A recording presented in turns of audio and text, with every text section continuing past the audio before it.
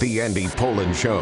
We got to go after this with everything we got, figuring they're going to come with everything they got. I'll start off by saying I'm bored, I'm broke, and I'm back. The Andy Pollin Show on ESPN 630 starts right now. I've been doing this show for a number of years. Generally, I've started with a football story. This time of year, March Madness, NBA Finals, NBA, baseball season, baseball. I think this is going to be a first. We have a cornhole story to start with. You've played cornhole. I've played cornhole. It's fun. But this is a story that will blow your mind. And it's one of the wildest leads that I've ever read in a story. It is absolutely, well, it's unbelievable. But it actually apparently happened. And we'll get to that, plus more follow-up on kvetching from the Syracuse coach, which if you're just jumping on, they did that in the last show, and I'll add my 2 cents on that coming up. But let me just read you the lead on this story. Just the first few lines of this story are just incredible. Here we go. It happened in Maryland, happened in Charles County. A quadruple amputee who thrived as a professional cornhole player and posted videos of himself firing off a handgun is accused of fatally shooting an acquaintance following an argument and driving off with his body. This is a quadruple amputee who plays professional cornhole. This is not like cornhole for people who have disabilities. This is professional cornhole. He's a professional cornhole player, all 4 limbs amputated. He's posted videos of himself firing a gun, and now he's accused of fatally shooting an acquaintance following an argument. And, oh yeah, he was driving at the time and drove off with the body. The man's name is Dayton James Weber. He was driving 3 pals in his Tesla SUV during a late-night joyride in Charles County on Sunday when he got into a heated argument with his front passenger. The argument turned violent, and he allegedly shot and killed Braddock Michael Wells. And it says here in the story, I don't know if they're trying to be funny or not, but they say that this victim was sitting shotgun in the seat. That's probably not the best editing there, but okay. That's with this story that can't get wild enough. The 2 other horrified passengers in the back seat scrambled out of the car when he pulled over. I would too. Weber asked them to help drag Wells's body out of the car. When they refused, Weber ditched them on the side of the road in Charlotte Hall, police said. Wells' body was still in the car at the time. So let's recap. It's an amputee, all 4 limbs, quadruple amputee. He's driving 3 friends in an SUV. An argument ensues with the passenger in the front seat. Allegedly, Dayton James Weber then pulls out a gun. He has no fingers. He pulls out a gun and allegedly fatally shoots the person who's sitting in the passenger seat. The 2 others in the back seat, horrified, wait till the car stops and head for the hills. Of course, Weber asked them if he would get some help from them in dragging this body out of the car. Nope. So this quadruple amputee, Weber, drove off with the car and allegedly dumped the body on Newport Church Road in Charlotte Hall. The body was found a day later. Then, about 100 miles away, Weber's Tesla was tracked down, Charlottesville, Virginia, and he was found at a nearby hospital seeking treatment for a medical issue. Not sure what the medical issue was, but he was in the hospital in Charlottesville, Virginia, when the car was tracked down. This man, Weber, he lost his arms and legs to a bacterial infection when he was just 10 months old, so he's pretty much known only life as a quadruple amputee. And obviously, and I'm well entrenched in the special needs community. I know many people who are involved in it, and I have a brother who's autistic. I know people who have physical and mental disabilities and have overcome them, and that should be an inspirational story. Here's a person who's went through a horrible circumstance when he was less than a year old and overcame it to the point where he became a professional cornhole player and competitive at that. ESPN did a story on him a few years ago. But whatever happened here is as ugly a situation as you could possibly imagine. He was arrested and charged as a fugitive from justice. He's awaiting extradition back to Maryland, where he will face additional charges for first and second degree murder. It's just mind blowing to think. Several things. I mean, one, first of all, the first thing you hear is professional cornhole player, quadruple amputee. Wow, that's stunning in itself. Then you find out that he allegedly shot and killed someone in a car. It was a car that he was driving without any limbs. This is absolutely the wildest thing I have ever seen. Maybe that's hyperbole. Maybe there are stories you could put in my face and say, well, what about this one?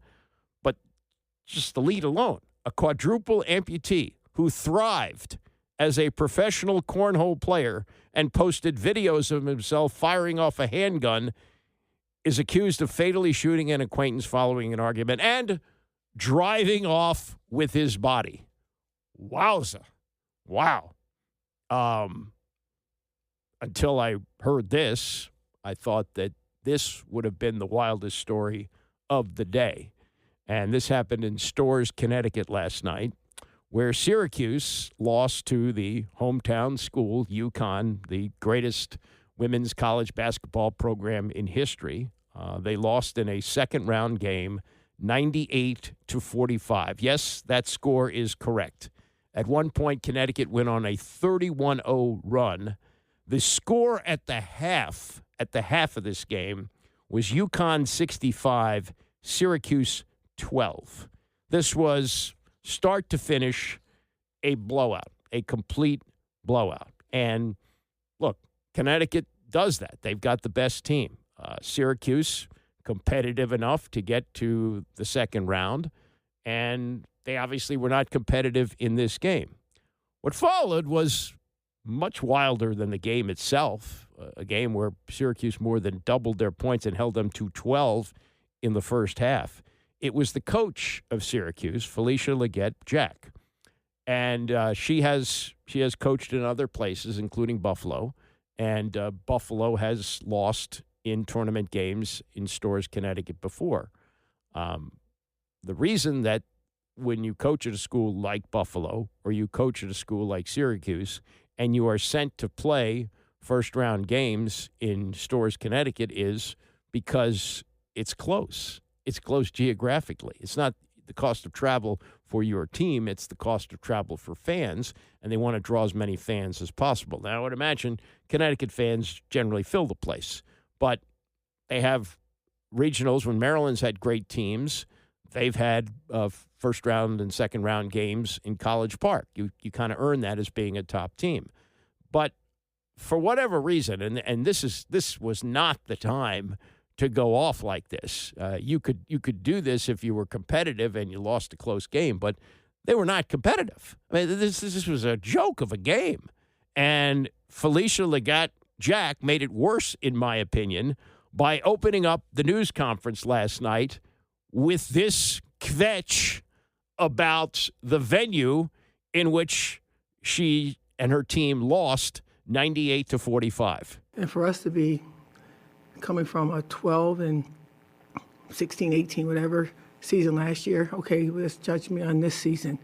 For us to do what we've done, to continuously have to come to UConn, and every single school that I go to, from Buffalo to it's unfair to the young people. I don't know what it is. Somebody said, is there something that they might have against me? If that's the case, then we need to communicate about that. But for us to be what we've done in our body of work, to have to come and play that best team in the country. I mean, Gino has this thing going, and I love what he's done, but I thought deserved a little more respect after being in this business for 37 years, and to have to come and be in this particular bracket every freaking year is unacceptable. It's wrong. It's somebody, and if you're on the committee and you've been around for more than a year or two or 5 to 10 or 15 years, you understand what that looks like. I've been on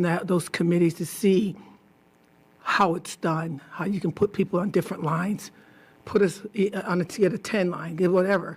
But for us to continue to come to Connecticut year after year after year is, to me, it's a personal attack, because I just think that we are way better than what we perform today. But I think what you're going to notice, that everybody that come through, Gino, and UConn is going to get the raft of what they can bring. I just know this team right here had a strong chance of getting beyond this particular level. And I am hoping that I'm not disrespecting anyone. I'm hoping that I'm not bringing shame to Syracuse by crying spilled milk. But after a while, I've never said anything in this kind of light before. A lot of people are talking about rev share. I just want the young people that's in my locker room to have a fighting chance. And I am grateful to be in the NCAA tournament from where we've come from. But I think that we've earned the right to go anywhere outside of a 4-hour radius.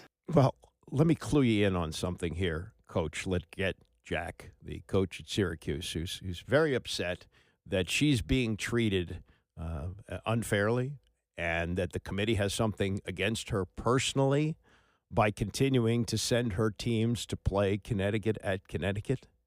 First of all, let me refer you to the NCAA website, where the seeding principles are based on placing a team as close to home as possible to maximize fan accessibility. And you have coached at Buffalo, and now you coach at Syracuse. Storrs, Connecticut is relatively close to both of those locations. If you don't want to be sent to Syracuse, go find a job at UCLA or Arizona State or someplace far, far away where they won't send you to Storrs, Connecticut, where you'll get your butt kicked. But if you're going to coach at those schools and you're going to get them in the NCAA tournament, and unless you do what Connecticut did this year, go undefeated, and they're usually right around that, 2 or 3 losses is like a shocking year for them, then, don't complain about being sent to Connecticut. That's where you go when you coach at schools that are relatively close by, like Buffalo and Syracuse. They want to have fan accessibility. So, and then to complain after your team was non-competitive, what you're basically saying, to everybody and your team, oh, yeah, we can't beat Connecticut, but we would like to play them a round later than in the second round. Well, nobody's going to remember whether you went out in the third round or even the Elite Eight. It's all about winning the national championship. And if you're going to win the national championship, at some point, you're going to have to go through Connecticut.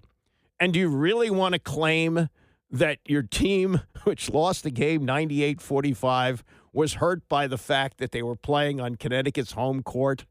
Home court advantage was worth that much for your team? Really? Worth 53 points? Come on. Wow. If I'm the chancellor or the athletic director, or whoever at Syracuse, I'm going to sit her down and say, you can't have this loser talk. You have to say, look, we ran into the best team in the country. We competed. We tried the best we could. They're that good. Don't complain about being sent there and that they have something against you personally. After being in this business for 37 years and have to come to this particular bracket every freaking year is unacceptable. It's wrong.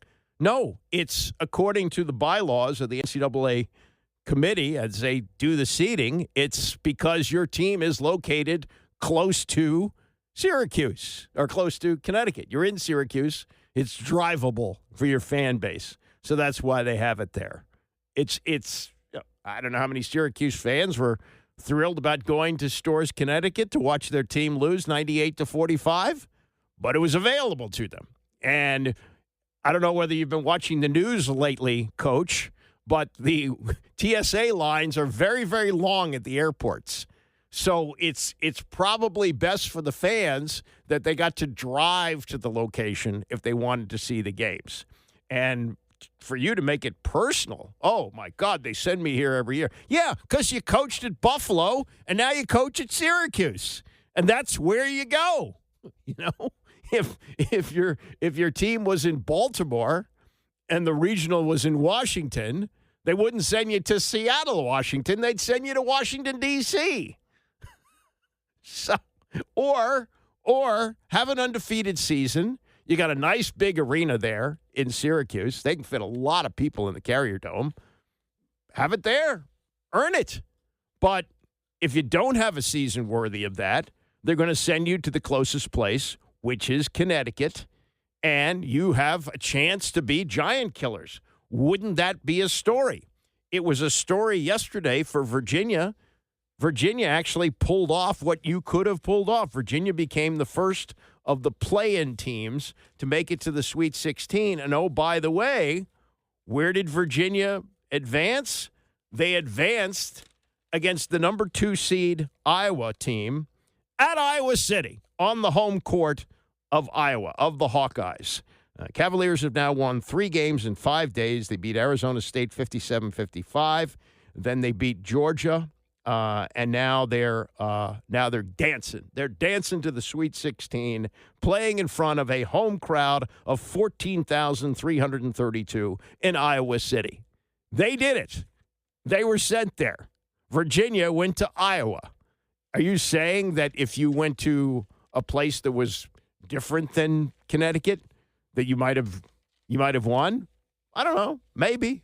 But the fact of the matter is you were non-competitive. And you're claiming that the NCAA has it out for you, and they send you to Storrs, as you say, every freaking year.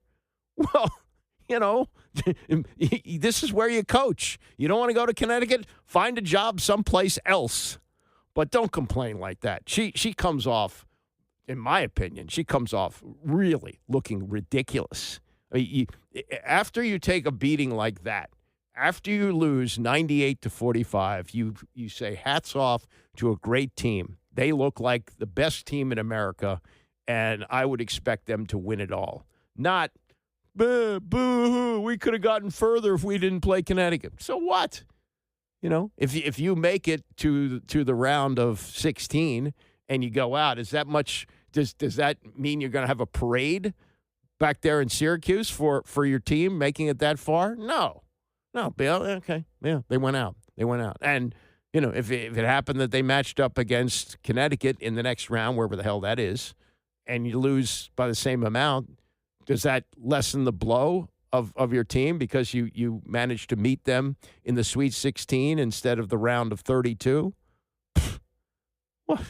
Ridiculous. Just absolutely ridiculous.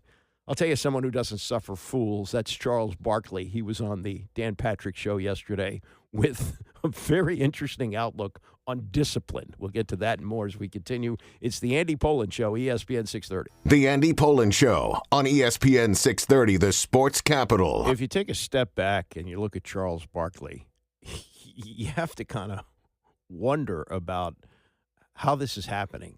He's great on the Inside the NBA show. He's a great player in his time. He's got this personality that allows him to be celebrated for the fact that he pretty much doesn't watch the games. You know, doesn't watch the NBA that much. Now he's on the college coverage. He doesn't watch college basketball at all during the season and during the tournament. He pays enough attention to, get by on the set. But it's, when you think of college basketball people as people who study the sport, this guy, John Rothstein, He's a savant. He's into college basketball 12 months a year, 24 hours a day. Seth Davis knows the game very well. You got former players. Clark Kellogg does a good job of studying the game and working at it throughout the year. Jay Billis. Barkley's there for Barkley. He's there for the personality. And it's working. He's very good at it. He was on Dan Patrick's show yesterday and was asked about a coach that I know he's familiar with, and a coach that was in the NBA when he was in the NBA. I believe both with the Knicks and maybe the Celtics, but certainly when he was with the Knicks. And this was Barkley's take on why Rick Pitino is such a great college coach. He's just a great coach. His players are really good players. They're developed. I saw Jamal Mashburn talking about, like, he coaches the team, but he makes you do individual stuff to work on your basketball skills. And I think that's genius, because you have two components of a team. You have the team, but you got to work like, no, you need to go work on this. I mean, I just happen to be listening because, we have 10 TVs on during the game, watching 4 games at a time. But I was clicking on in the studio in Atlanta, and he was talking about how, and Jamal played for him 30 years ago. Yeah. He said, Pitino is the best I've ever seen. He says, we have a team practice, and then he has an individual thing later. And I'm like, how many coaches? I know that Greg Popovich always did that. I know Pat Riley does that. When I was in the finals a couple times, I saw those guys working on stuff. They didn't come out there just to shoot and get loose. They were working on individual skills. I think that's one thing that's lost.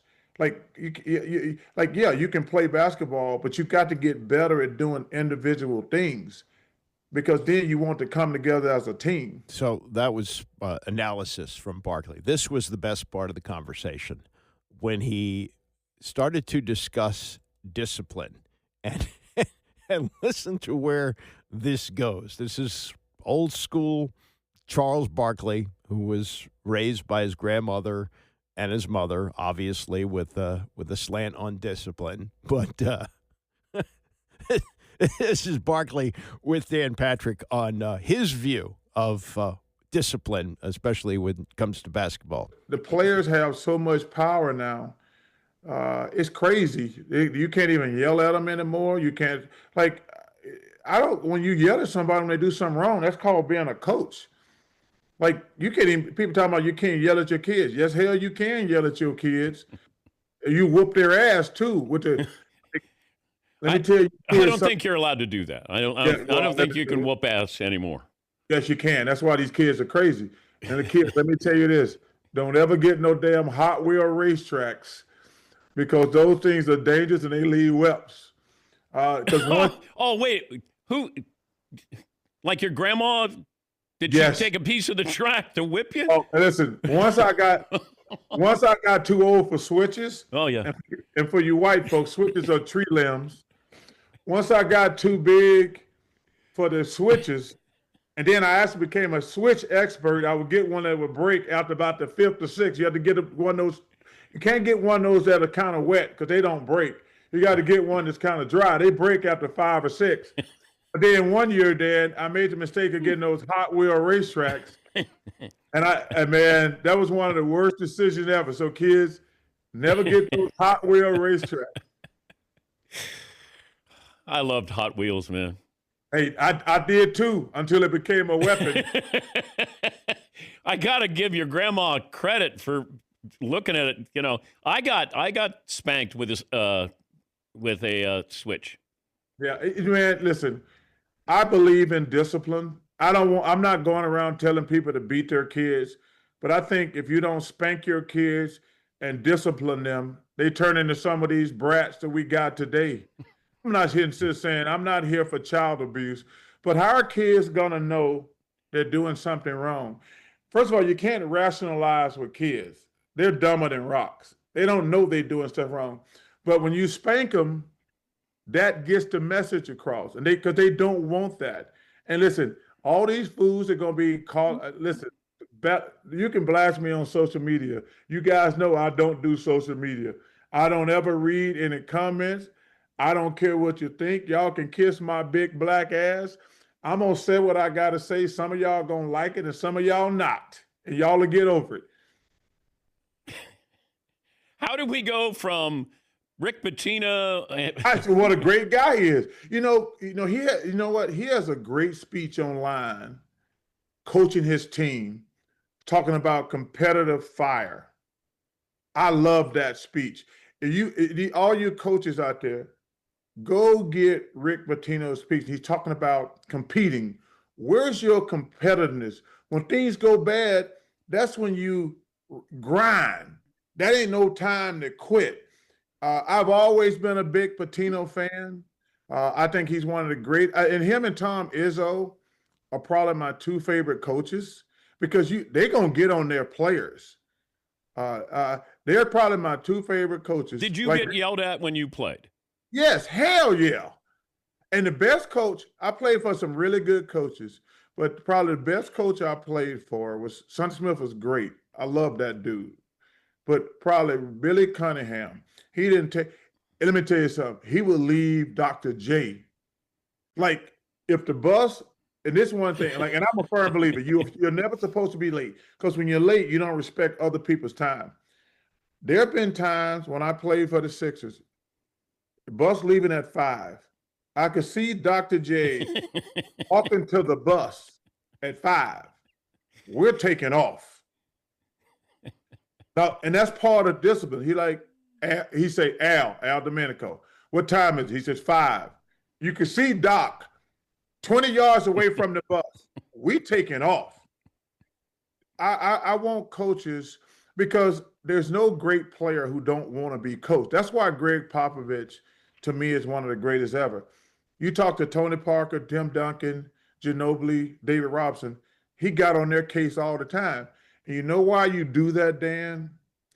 Because the other players are paying attention. Yep. They're like, you let Tim Duncan and David Robinson and Ginobili and Parker, who are all Hall of Famers, get away with it. You lose the ability to yell at the other guys.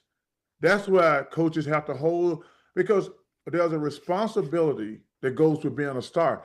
I can promise you this, Dan, there's not one single coach, and you can call them all, or player that said to me that you can call that I played with, said I was hard to coach or I was a pain in the ass as a teammate. I guarantee you that. You can go ask any coach or any player. I wanted to be coached. I wanted to be a great player, but you go ask anybody in Phoenix. Now, Houston don't count because I sucked as a player. But when I was a great player in Philly and Phoenix, you go ask any coach or any player, I was easy to play with. I just wanted to win. I can go to my grave knowing that. Do you wish that the Houston chapter never happened? If you could go back and erase that, would you? Yes, I wish the Suns had never traded me to Houston. That caught me off guard more. That probably caught me. Now, the Philadelphia thing, I've told that story. I was ready to get the hell out of here. But when I got the call from the Rockets, we had just lost to them in the playoffs. And I get a call from the Rockets at the end of the season, and they said, Robert Barr, who's a friend of mine, says, Charles, I said, what's up, man? He said, if we trade for you, are you going to want a new contract? I said, first of all, they're not going to trade me. I'm the only player we got. And I said, this is a true story, Dan. I says, they're not trading me. He says, Charles, if we trade for you, are you going to want a new contract? I said, dude, they're not trading me. I'm the only player we got. I called the Suns. I said, you guys thinking about trading me? They're like, no. Did you hear that rumor?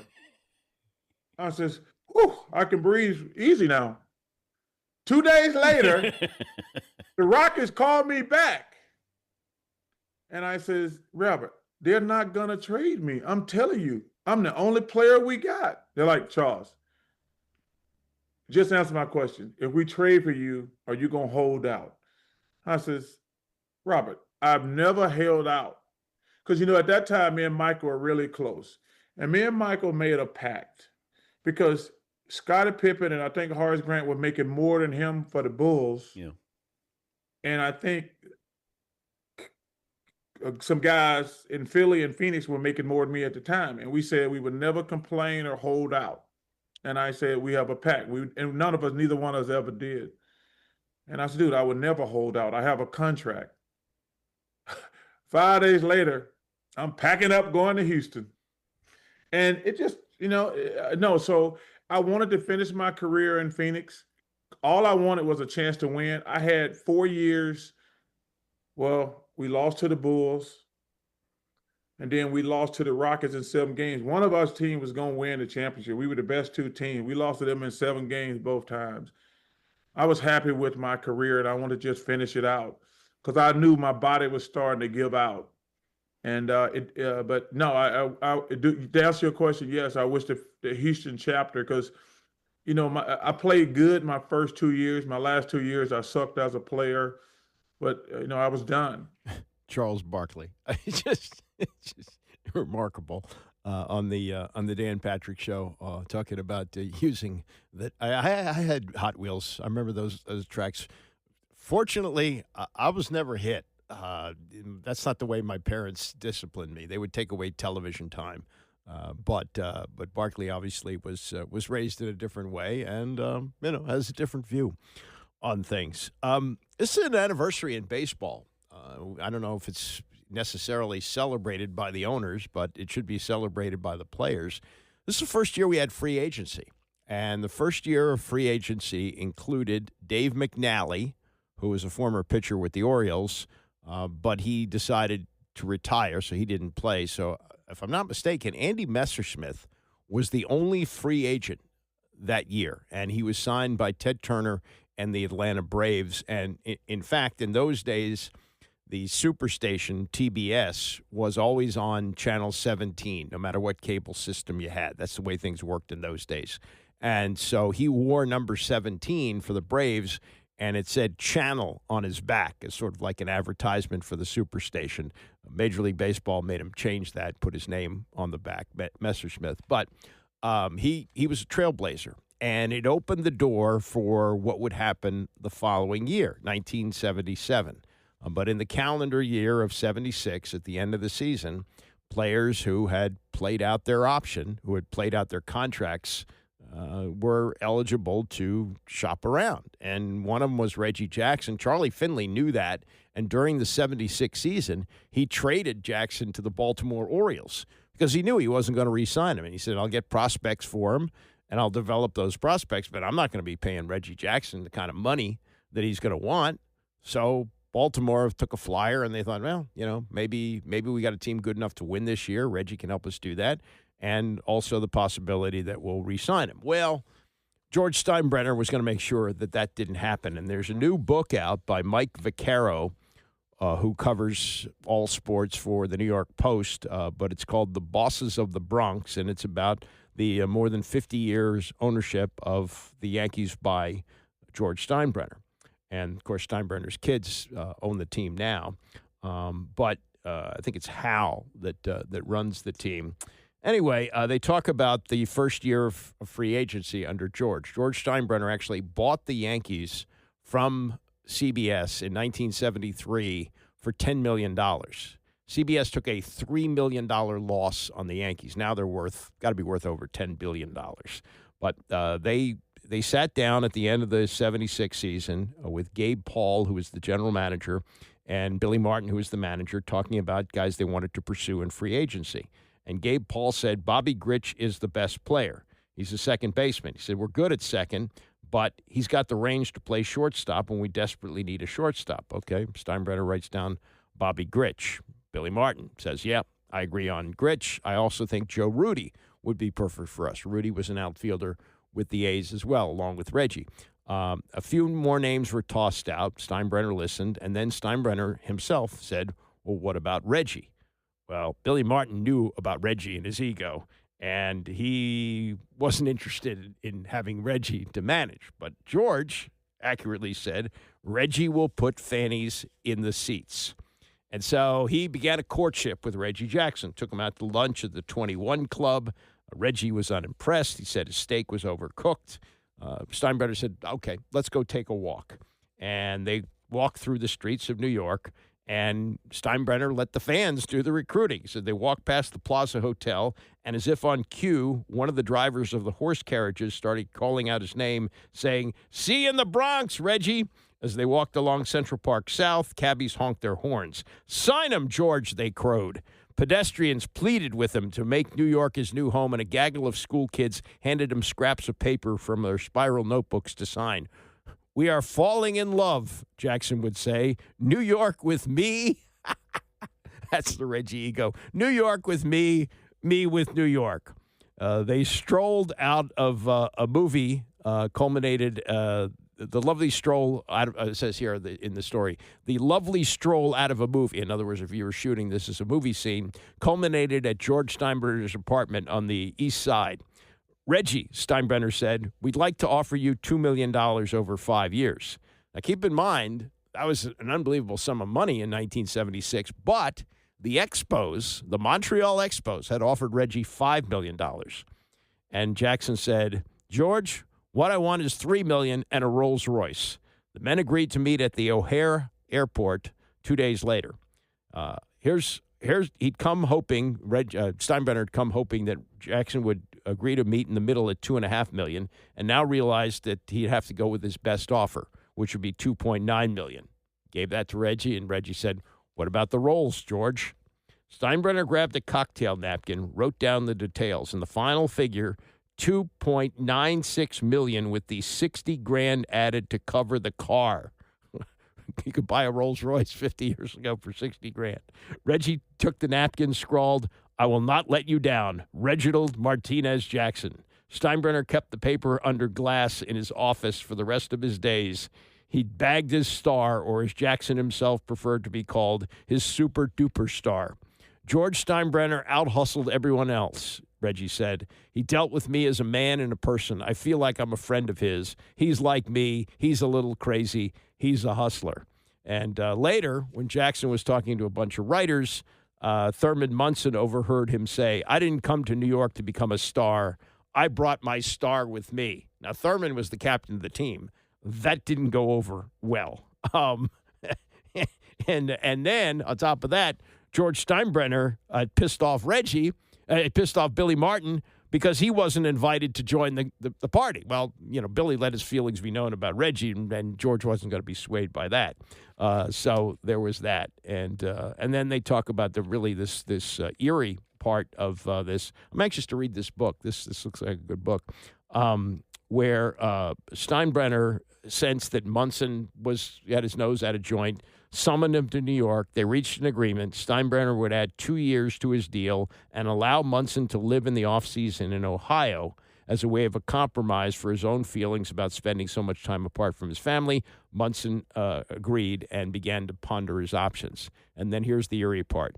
One day, walking out of Fort Lauderdale Stadium with Lou Piniella, he was struck by a Beechcraft Duke aircraft parked at the executive airport next door. "I think I'm going to start taking flying lessons," Munson said. "I can get home on off days." Piniella figured he was kidding. And as we know, 1979, Thurman Munson was killed in a plane crash flying home on an off day. Wow. That's a period of time that I remember well. I was in college at the time, and the arrival of Reggie Jackson in New York was spectacular. It was absolutely spectacular, and he delivered 2 world championships right away, including the famous 3 home run game in Game 6 in 1977 against the Dodgers. Pretty incredible stuff. Cade Cavalli finally ready to go for the Nats. What he says about that and his opening day assignment next. It's the Andy Pollin Show, ESPN 630. Well, there's plenty of March Madness to get to. Got another couple of days before we get rolling again. Oh, would you like to buy a ticket to see the Sweet 16 games this weekend at Capital One Arena? Check your bank account, because it's going to cost you. Get in is tickling $1,000 just to get in. You want to sit down low? Could cost you like $5,000. Just crazy. We'll talk about the games coming up. Also, we're on the cusp of baseball season. Still March, but they start in March now. Used to be mid-April, not anymore. Opening day is actually tomorrow, and it's on Netflix. And the Nats get started on Thursday, as do the Orioles. We will get to that and a whole lot more in this hour. Let me give you a little history on the Nats here. They, as you know, they came here in 2005, Montreal Expos, and people like me were very, very happy to have baseball. We hadn't had baseball here since 1971. Number of people who came of age in that gap period, the 33 years, became Oriole fans. They were the closest team. And when they built Camden Yards, it became even easier to be an Oriole fan. Memorial Stadium was not that easy to get to. Camden Yards, phew, right off of 95. Boom, easy. And the stadium is great. And the teams were pretty good. You know, when they opened up the stadium in 1992, they were competitive, and they went to the playoffs a couple of times in the mid-90s. They had Cal Ripken. It was okay. But when the Nats came in, I was just happy to have baseball. And when they were pretty good at the beginning, it was like, whoa. It was like, hey, how about this? They were in first place, I think, by 5 games on the 4th of July. Then they came back to earth. But I don't think many people expected that, but that's because the team appeared to be on the way to folding, and the owners were trying to get as many people in the seats as they could at Montreal, so they were trading away prospects for veteran players, and those veteran players played over their heads when they came here and played at RFK Stadium. Eventually, they came back down to earth, and the team was terrible for a while, but most of us, hey, it's still great to have baseball, and gee, in 2008, we're going to have a new stadium. Wow. Well, the new stadium opened in 2008, exactly the wrong time because we were in a recession, and then there was really nothing around the stadium except the bullpen where you could go get hot dogs and some beer.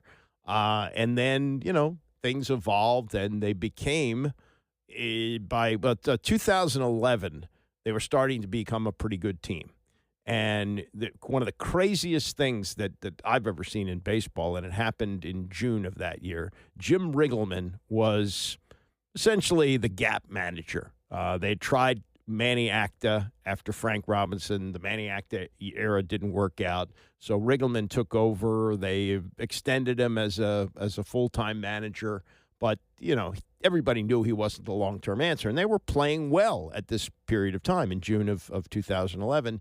And Riggleman decided that he should have a contract extension because he wasn't getting the kind of respect that he wanted from the players. And he said, that's understandable because they don't know whether I'm going to be here next year or not. And management said, no, we have a contract for you for the rest of the year. And you will manage under that. And at the end of the year, we'll make a judgment. So he quit. He quit that day and celebrated that night at Caddy's in Bethesda. And so in a week or so, they brought in Davey Johnson. And Davey Johnson did a good job the rest of the year, and he was the full-time manager for 2012. And he indicated that they were a year away. But they played well, and they became pretty much a regular playoff team for close to a decade, culminating by winning the World Series in 2019. So that's where we've gone. And then since 2019, for a variety of reasons, and the pandemic played a role in it, the Steven Strasburg disaster of a contract, I would still a great contract as far as I'm concerned. He was the World Series MVP. You know, you can have the 20/20 hindsight, or Steve Spurrier says 50/50 hindsight, and say, boy, that was a disaster. They never should have done that. But at the time, it made sense. They had a team that looked like it was going to possibly compete for a second straight World Series championship. You still had Max Scherzer. You still had Ryan Zimmerman. You had Juan Soto. You had stars on that team. And, well, it didn't happen. It didn't work out that way. And here we are in a team that's kind of stuck in the mud. And so now as they get ready to play the Cubs, I'm just perusing their roster. Now, some of the moves that they have made in trading away veterans like Max Scherzer have not worked as well as they possibly could. It was hoped that Josiah Gray would become an ace for them. Josiah Gray made an all-star team. Now he's gone almost 2 years without pitching because of the Tommy John, and there was hope that he was going to be ready for opening day this year. He's not going to be ready until maybe the middle of the season, maybe it's the end of his career, because he's still having problems with the elbow, and they put him on the 60-day list. 60-day list means this is serious. This isn't like, okay, let's give it a couple of weeks, see how it goes, we can extend. No, it's 60 days. So that's not a good sign. And just going over the roster, the first thing you notice is it's young. There are only 3 players on the roster who are over the age of 30, and one of them is 30 years old. That's Foster Griffin, who'll be one of the starting pitchers. He's a right-hander. Zach Littell is 30. Also 30 years old. He's a right-handed starting pitcher. And Miles Michaelis is the one real veteran on the team. Michaelis is 37 years old. He's spent most of his career with St. Louis. He's been very good with St. Louis. Got a really good mustache too. He's going to be a pitcher. Jake Irvin is almost there. He's 29. CNL Perez, who's a relief pitcher, 29. They got a few guys like that. And all the position players are young. Keibert Ruiz seems like he's been here forever. He's 27 years old. C.J. Abrams at shortstop is only 25. You have Brady House, who's 22 years old, playing third base. In the outfield, Dalen Lyle, he's still only 23 years old. James Wood, who may be a superstar in the making, 23 years old. Jacob Young is 26. Now, there is some concern because you got a former second pick of the draft who's going to start the year in the minor leagues. Dylan Cruz just had a really rough spring. He's had a lot of problems with strikeouts, and it was hoped that he could take his place in the outfield, but he batted 103 in spring training and failed to record an extra base hit in 29 at-bats. So they're going to see if they can work out his swing in spring training. So it's a young team, and it's a team that's, is it going to win 70 games? Maybe, maybe not. Looking at this roster, I don't see it necessarily unless you get some really great performances out of the young people. But the pitching staff, here's going to be your rotation: Foster Griffin, Zach Littell, Miles Michaelis, one of the two. Jake Irvin is going to be in the rotation, and your opening day starter is Cade Cavalli. Cade Cavalli was a first-round pick in 2020, but he's spent most of the last 4 years dealing with elbow injuries. He pitched briefly in 2022, and he pitched at the end of last season, the last month and a half.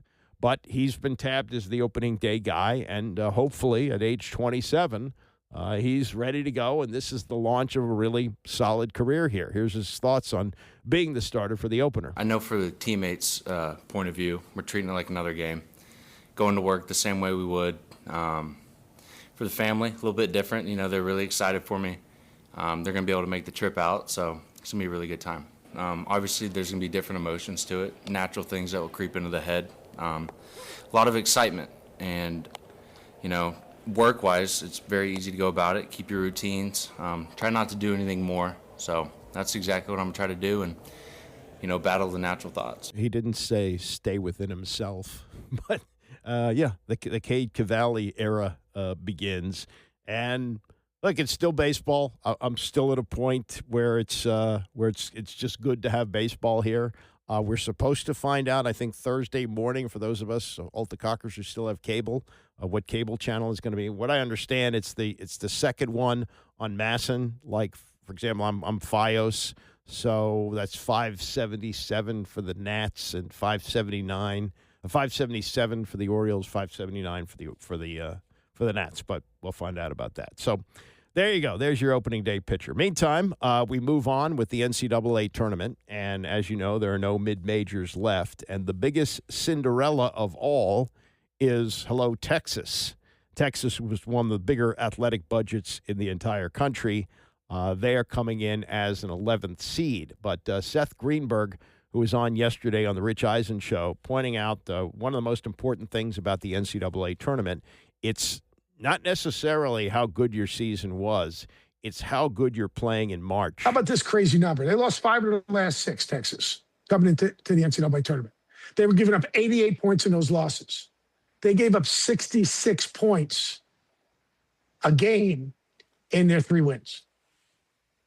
That's as big a swing as I've ever seen. I'm going, oh, you have to play defense? And he's got those guys taking good shots, taking care of the ball, which are the two most important things. Texas gets to the line so they can get people in foul trouble. They can defend Braden Smith maybe with a bigger defender, or Weaver, who's just plays as hard as anyone. That'll be an interesting game. Sean Miller's done an amazing job. Yeah, Sean Miller's been a bunch of places. He failed at Indiana, but so far, at least in this tournament, he's done a great job with Texas. Now, there have been 11 seeds that have made it. I was actually at the Final Four where the first one made it. That was LSU back in 1986. They did not get to the championship game. But yeah, Texas is on a roll right now. And that's, especially in this era where you're making a new team every year. So what your team looks like in November may not look anything like it looks in March. And if you're playing your best defensively, especially in March, you got a shot. So is Texas going to get things done against Purdue? Purdue is really hasn't been challenged so far. They beat Miami pretty easily. They beat Miami 79-69, and they won their opening game against Queens 104-91. Texas got by NC State in the opening game in the play-in. Then their big win was over Gonzaga, where they beat BYU, and then they beat Gonzaga, and they beat them by 6 points. And again, what Seth has pointed out, they held them to 68 points. So that could be something that would be very, very attractive for them if they can get by that. Meantime, game here, this could be the game of the weekend, and that's the game between St. John's and Duke, which will be the early game on Friday at Capital One Arena.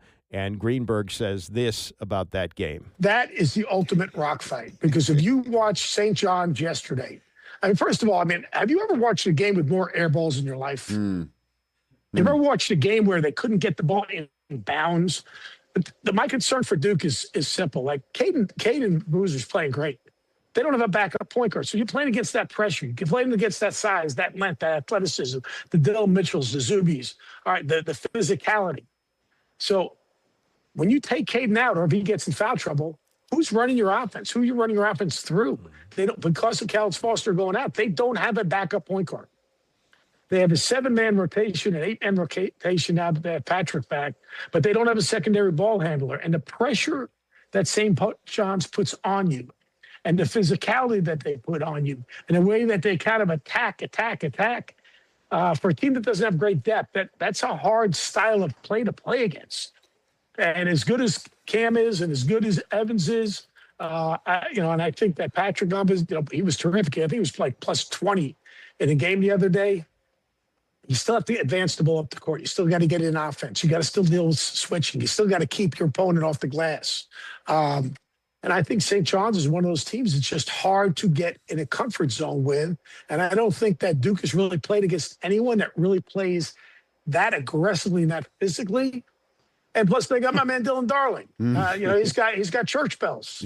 Yeah, Dylan Darling, who made that last second layup to beat Kansas last week and over the weekend, and telling his coach after he hadn't hit a shot, telling Rick Pitino, I want the ball in my hands. And Pitino thinking to himself, oh, did I just approve that? Is that a good idea? Well, turned out to be a good idea.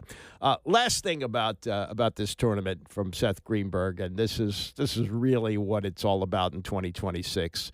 The biggest factor is the green factor. It's the money.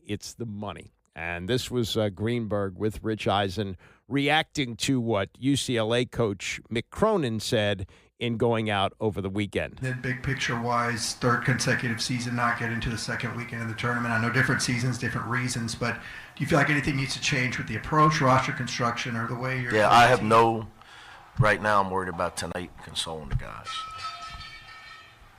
We'll stay here in the front row. I'd like about $5 more million. There's my answer. Seth? Wow. He's right. But look, it's a cost of doing business. And you can be UCLA, and those 4 letters mean a lot. But you know what? If you're trying to compete at the very highest level, you need $12 million, maybe more, to compete at the very highest level, to build your roster the way you want to build your roster, to build your depth, to build your to compete with the other teams. Like in the old days, Oh, man, Westwood, Pauley Pavilion, UCLA, look at this campus, everything that goes along with it. But in the end, a lot of these kids, everyone's got to sell. Everyone's got a new practice facility. Everyone's got a tradition. Everyone's got, and that's what we've seen, like, to me, and this was a big kind of complaint for me. Everyone says, oh, the bubble's weak because you're getting 9-9 and 8 and 10 teams in a tournament. It's because after the top 3 or 4 that are spending 12 to 15 million, everyone else is spending about 7. So that middle of those conferences, or the middle to the bottoms, there's a level playing field for the guys you can get at that level. But if you want to compete at the very highest level, there's the cost of doing business. Why are the mid-majors disappearing? The mid-majors disappearing because they can't afford to. Like the one mid-major that made a low run or low major from the Big South Conference, High Point, they spent $5-6 million on their roster. Well, they became one of the best mid-majors because of the cost of doing business. They had the opportunity. You got to get the right guys, but you got to have the opportunity. So what Mitch is saying, I mean, what Mick is saying is right, Rich. I mean, like, what do you need to compete, to play on a level playing field with Duke and Carolina? Now, that doesn't guarantee you're getting to the second weekend. I mean, Kentucky spent $22 million. They didn't get to the second weekend. You know, I thought Coach Saban put it best. Like, you got to acquire talent. You got to acquire talent that fits your system, fits your coaching staff, fits your culture, fits your identity. And if you do a bad job identifying talent and don't develop a chemistry and don't develop guys that fit, you know what? You just got a group of players instead of putting together a roster. So I 100% agree with Mick. I don't know what the number is. The whole rev share thing is supposed to be $20.5 million. Come on, man. I mean, football teams are spending that on their offensive line. Right. Who are they kidding? That's right. I mean, like, what's Michigan paying for the quarterback? Oh, it was close to $12 million last I heard, last year. So they dropped all their non-revenue sports, and they've dropped swimming and diving and basketball. Listen, Seth, and you're just to put a button on it, what Saban said is, like, you got to choose the right players, and if not, you just only got a collection of players. You also don't have a job, because I'm sure the people who are putting this NIL money in the kitty want to see a return on their investment, which is why Indiana's NIL people right now are just happy as happy can be. You want to talk about a return on ROI? My goodness, just in terms of, obviously, football. Oh, it's and in any sport, like, the people that have the big money to help athletic departments, build their rosters and compete nationally, they're used to getting a return on their investments. They don't make bad investments. Like, I'll give you a perfect example. I have a really dear friend of mine when I was at Virginia Tech. Now, that was pre-NIL. And he's helped them significantly the last 2 years. And those guys, when I say significantly. And those 2 guys that he helped with each of the last 2 years, after the 1 year, they transferred. And, like, he called me up. He said, Coach, he said, like, what am I going to do? I said, what do you mean? I won't mention his name. I said, like, last 2 years. Like, I give money and these kids are ungrateful. They just, all they want is, boom, no thank you, no this, no that. He said, I don't need thank yous. You know what he did this past year? He gave the money he was going to give to NIL. He's a cancer survivor, to the V Foundation. Because, you know what? Successful people want to see a return on the investment. And they want to feel like they're doing something that's going to impact someone else's life. And I think that was the real thing that we've got. Donor fatigue is real. Mm-hmm. Unless you have a guy that with, like, big time money, which you have at Michigan, and some schools have. They got them at Michigan State. But 100%, the cost of doing business, you need real money to acquire the very best players to have a chance to compete at the very highest level. And that's Seth Greenberg with yet another case why we have to have contracts. You can't have the donor paying these guys to show up and they stay for 1 year and they leave. They can, if the contracts are in place, they'll have buyouts, just like coaches. Coaches can stay for a year. Players can stay for a year on a 2-year contract, but if they want out after 1 year, they got to buy their way out of it. And you might say, well, how can you have a player who doesn't want to be there? Well, too bad. Let him sit on the bench. If he wants to leave, let him buy his way out or get with the program and play well. Now, the school may say, he stinks, bad investment. Let's exercise our buyout option on that, and the deal should have a buyout for the team as well, not for the full salary for the second year. Then you have that. But right now you got anarchy. That's that's what Seth Greenberg is talking about. There is common places all over the country. Players say, oh, I can go to another school, make more money. Why should I stay? I don't have anything constraining me. There's no contract here. They gave me the money to come in. I came in. I played. Now I can leave. Yeah. So it's the NCAA's fault. They spent all their money on lawyers trying to prevent this. It went to the Supreme Court, and the Supreme Court went, no, you can't do this. You can't have billion-dollar TV contracts and not pay the players. So they threw their hands up, and here we are. Come up with a plan. Come up with contracts. Put this in writing in a way that you're not going to have this. Okay, we'll get back to March Madness and a whole lot more tomorrow. I will see you then at 9 a.m.